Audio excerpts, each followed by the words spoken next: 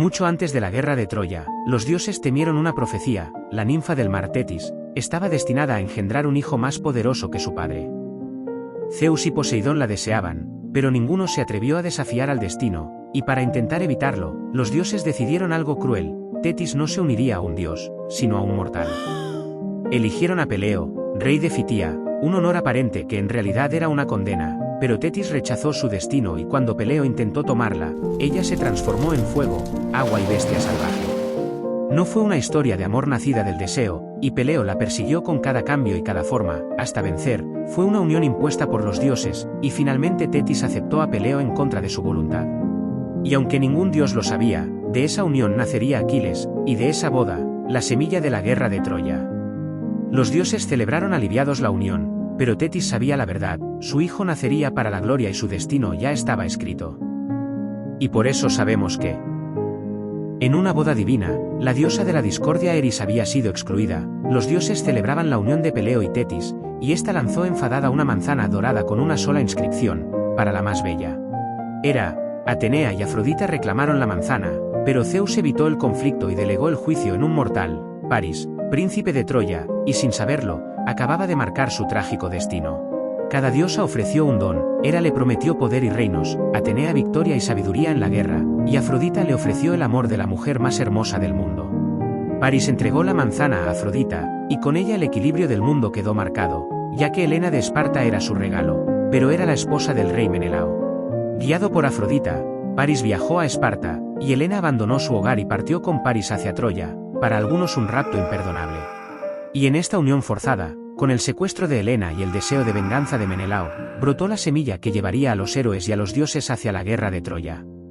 Y por eso sabemos que Menelao recordó los antiguos juramentos, los reyes griegos tomaron las armas, y sin saberlo, el mundo avanzó hacia una guerra donde héroes y ciudades caerían por la manzana entregada. Cuando Helena fue llevada a Troya, Menelao invocó el pacto sellado años atrás, y todos los príncipes que habían pretendido su mano juraron defender su matrimonio. Ahora, ese juramento exigía sangre. Pero no todos deseaban la guerra. Odiseo, rey de Ítaca, ya era padre y sabía que Troya no traería gloria, sino años de hambre y muerte. Para evitar partir, Odiseo fingió haber perdido la razón, aró los campos con bueyes desiguales y sembró sal sobre la tierra, como si hubiera perdido el juicio. Pero Palamedes no creyó la farsa, y colocó al pequeño Telémaco frente al arado y Odiseo se detuvo, y en ese instante, su engaño quedó revelado. Entonces Odiseo recordó el juramento a Menelao que él mismo había ideado y no tuvo elección, y partió hacia Troya sin saber que la guerra no sería lo más difícil de esta empresa. Y por eso sabemos que Aquiles ya era el héroe más famoso de Grecia, criado por el centauro Quirón y temido por reyes y ejércitos. Su nombre era leyenda, y Agamenón lo usaría para iniciar una tragedia. En Aulide, 1000 naves aguardaban el viaje a Troya, pero el mar estaba inmóvil, los remos no podían partir, los dioses habían detenido el viento.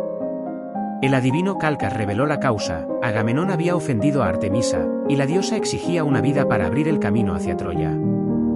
Agamenón llamó a su hija con una mentira, le dijo que Aquiles quería casarse con ella, e Ifigenia llegó a Aulide creyendo que se casaría, sin saber que ella era el precio de la guerra.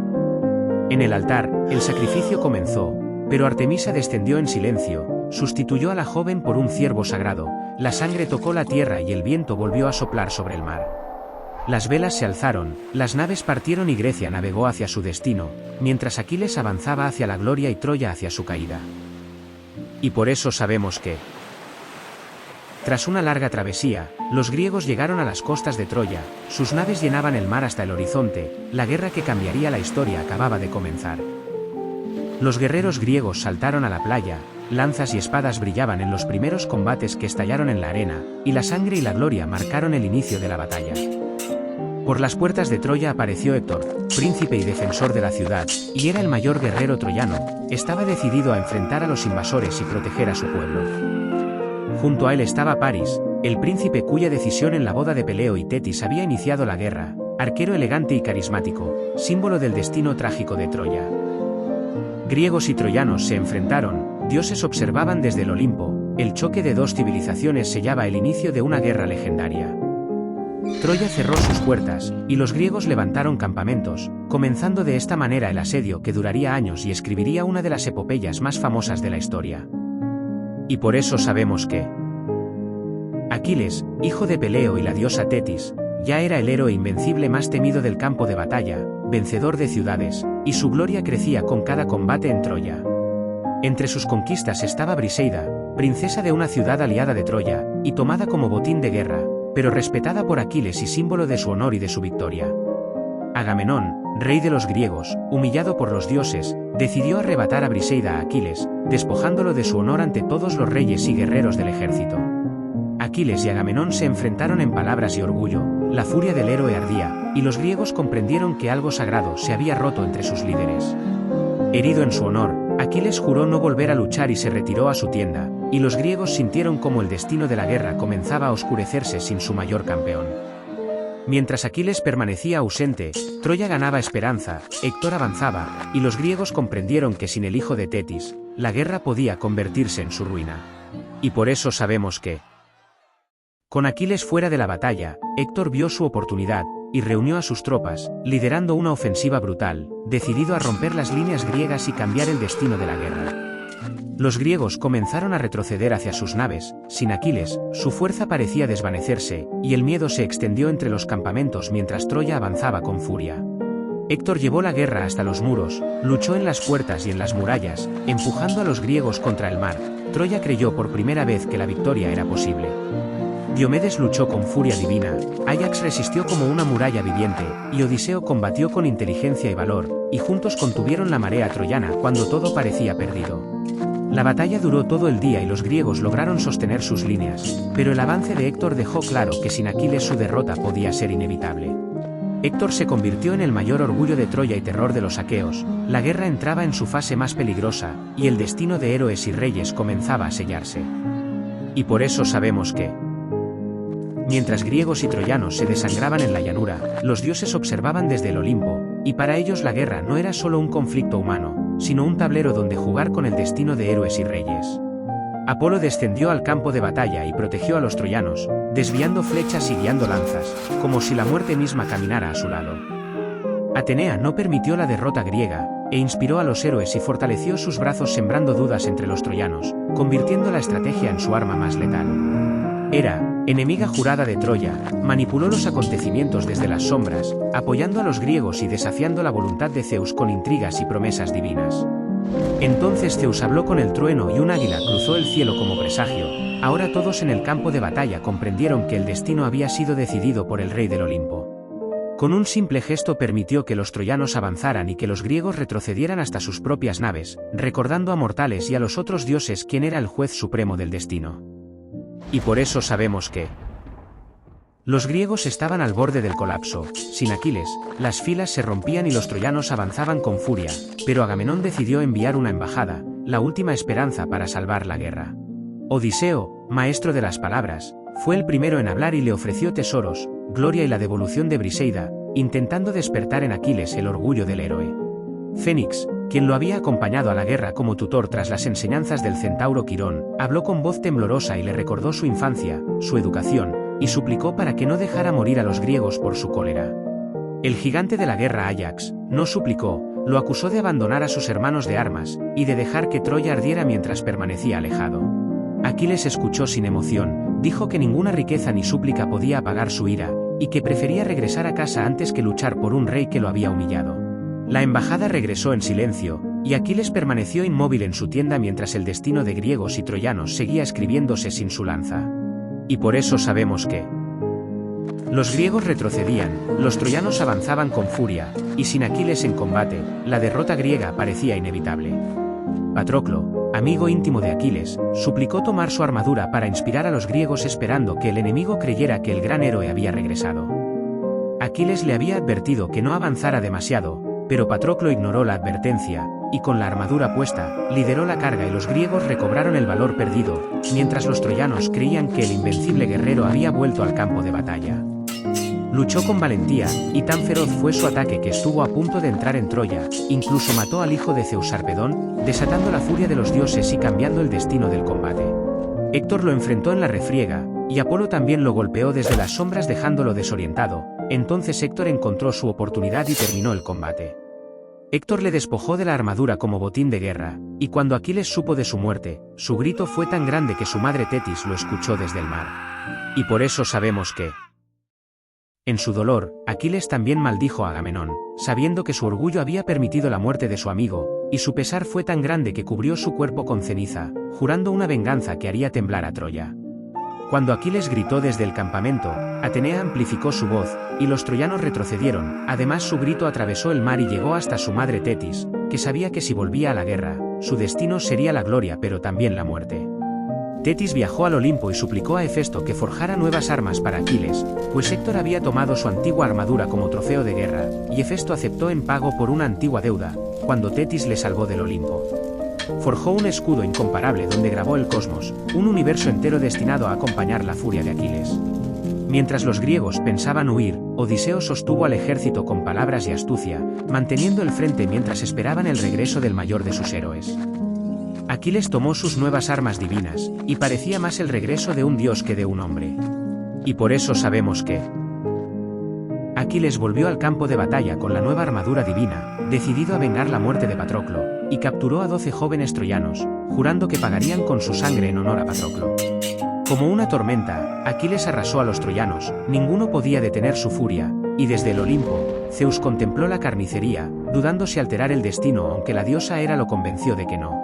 Persiguió a los troyanos hasta el río Escamandro, e incluso cuando Licaón se arrodilló suplicando, Aquiles lo atravesó sin piedad, decidido a borrar a cada enemigo de su camino. Este río era un dios fluvial llamado Janto, e indignado por la matanza y de ver sus aguas llenas de cadáveres, se levantó contra Aquiles, intentando ahogarlo entre sus aguas divinas para detener su furia. Hera y Hefesto intervinieron y su fuego devoró árboles y cuerpos hasta que el río derrotado y casi seco suplicó clemencia. Mientras Troya temblaba, Aquiles volvió a levantarse imparable caminando junto a Atenea, que caminaba invisible a su lado inclinando la balanza del combate. Y por eso sabemos que Aquiles avanzó hacia las murallas de Troya como una tormenta viviente, los troyanos huyeron tras las puertas y solo Héctor permaneció fuera desafiando al destino. Cuando Aquiles lo desafió, Héctor sintió el peso del miedo y corrió, rodeando 3 veces las murallas de Troya, mientras Zeus observaba desde el Olimpo y el destino se inclinaba hacia uno de ellos. Atenea descendió y engañó a Héctor, tomando la forma de su hermano Deífobo, convenciéndolo de enfrentar a Aquiles sin huir, pero cuando Héctor se volvió para buscar ayuda ya estaba solo. Héctor arrojó su lanza, pero no logró herir a Aquiles. El héroe griego respondió con precisión mortal, apuntando al único punto vulnerable en la armadura que antes le perteneció. Héctor estaba herido de muerte y suplicó que su cuerpo fuera devuelto a su familia para recibir honores fúnebres, pero Aquiles, consumido por la venganza, rechazó toda compasión. Aquiles atravesó los talones de Héctor y ató su cuerpo a su carro y lo arrastró ante los muros de Troya mientras el rey Príamo y Andrómaca observaban con horror desde la ciudad. Y por eso sabemos que, tras la muerte, el cuerpo de Héctor permaneció en el campamento griego y durante días Aquiles lo arrastró alrededor de la tumba de Patroclo, pero los dioses protegieron a Héctor para que su carne no se corrompiera. El rey Príamo lloraba desde las murallas, y guiado por el dios Hermes, decidió cruzar de noche y sin escolta el campamento enemigo para suplicar a Aquiles. Príamo entró en la tienda de Aquiles arrodillado, y besó las manos de Aquiles rogándole por Héctor, y que comprendiera el dolor de un anciano que había perdido a su hijo. Aquiles se conmovió y pensó en su padre y en su propio destino, y entonces ambos lloraron juntos, uno por su hijo muerto, el otro por el amigo perdido y por la vida que sabía que no viviría. En ese instante la guerra se detuvo dentro de la tienda y Aquiles aceptó devolver el cuerpo de Héctor y concedió una tregua para que Troya pudiera celebrar los ritos funerarios, ordenando lavar el cadáver y prepararlo con respeto y humanidad. Príamo regresó a Troya con el cuerpo de su hijo, y aunque la guerra no había terminado, durante días la ciudad entera lloró al héroe caído. Y por eso sabemos que, tras la tregua, Aquiles volvió a sembrar el terror ante las murallas de Troya, su armadura brillaba bajo el sol y ningún guerrero se atrevía a enfrentarlo cara a cara. Paris no quería desafiarlo cuerpo a cuerpo ya que no era rival para Aquiles, y desde lo alto de las murallas, tensó su arco buscando su oportunidad y disparó. Pero el dios Apolo no olvidaba la arrogancia de Aquiles y guió la flecha, y fue un disparo dirigido por voluntad divina y alcanzó el talón, el único punto vulnerable que Tetis no pudo proteger en el río Estigia y su herida fue mortal. El más poderoso de los griegos yacía en el polvo, derribado ante las puertas de Troya, cumpliendo la profecía de una vida corta pero gloriosa. Los troyanos intentaron apoderarse de su cuerpo, y sabiendo el valor simbólico y estratégico que tenía, Áyax sostuvo el cuerpo sin vida sobre sus hombros, y Odiseo cubrió la retirada rechazando a los troyanos con precisión. Juntos lograron llevar el cuerpo hasta el campamento aqueo, envuelto en lamento y honor, y su muerte cambió el rumbo de la guerra de Troya para siempre. Y por eso sabemos que, tras la muerte de Aquiles, las armas divinas forjadas por Hefesto fueron reclamadas y dos héroes exigieron su derecho, eran el legado del mayor guerrero de la guerra de Troya. Áyax Telamonio había protegido el cuerpo de Aquiles bajo una lluvia de lanzas con su valor y fuerza legendaria, y ante el consejo, defendió que la gloria se gana en el combate y no con palabras. Odiseo avanzó con serenidad y defendió sus estrategias, sus misiones decisivas y su ingenio al servicio del ejército, y sin alzar la voz convenció al consejo. Los jefes griegos deliberaron y no premiaron la fuerza, sino la inteligencia, por eso las armas de Aquiles fueron entregadas a Odiseo. Atenea nubló su mente y humillado por la derrota, creyó atacar a Agamenón y Odiseo, pero masacró al ganado del campamento, y cuando recuperó la lucidez y vio a los animales aniquilados, comprendió que los dioses lo habían despojado de su honor. Incapaz de vivir deshonrado, clavó su espada en la tierra y se arrojó sobre ella, vencido por la vergüenza y el juicio implacable de los dioses. Y por eso sabemos que, tras años de guerra, en la mente de Odiseo surgió una idea en forma de caballo, una treta que cambiaría el rumbo del conflicto. Los griegos fingieron retirada y dejaron en la playa un gigantesco caballo de madera como supuesto tributo, pero en su interior se ocultaban los mejores guerreros incluyendo a Odiseo, Menelao y Diomedes. Sinón se dejó capturar y afirmó que el caballo era una ofrenda sagrada sembrando la duda entre los troyanos, y que destruirlo atraería la ira de los dioses.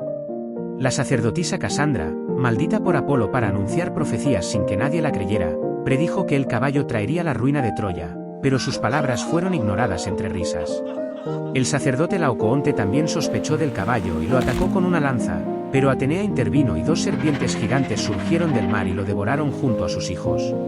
Asustados, esto se tomó como una señal de los dioses y convencidos de honrarlos, abrieron las puertas y arrastraron al caballo dentro de la ciudad, y entre celebraciones, el fin de Troya se acercaba.